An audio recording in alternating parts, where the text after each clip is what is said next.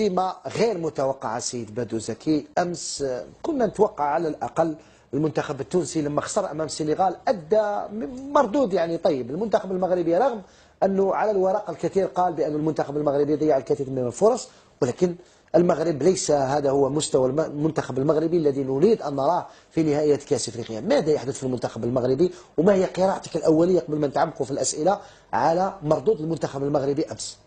اولا لسنا مباراه من منتخب الكونغو الديمقراطيه، فتنظن لسنين الشوط الاول اللي كان فوق، ما نقولش جيد، فوق المتوسط.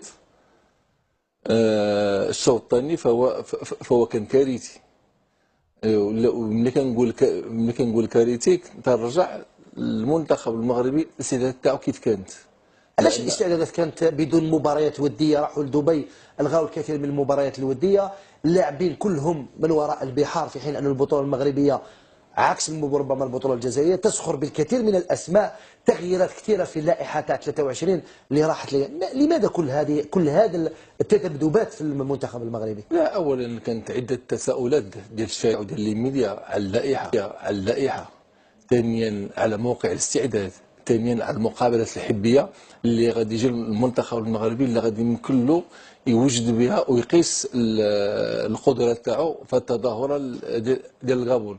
مع كامل الاسف ديما كنا كنسمعوا بان خلوا الناخب الوطني يخدم، خلوا الخيارات تاعو فهو هو اللي عنده الحق. وقت الحساب ماشي دابا. الان ملي كنشوف المباراه الاولى فكتبين بان المنتخب المغربي المباراه ديالو امام مالطا قبل المباراه يعني كيما احنا مع موريتانيا. لا، امام مالطا قبل المباراه تاعو الرسميه امام في كاس العالم امام الساحل العاج، ما كانتش امام كوت ديفوار، ما كانتش يعني مباراه اللي يمكن لك تحضر بها. المباراه اللي كان غادي يدير مع ايران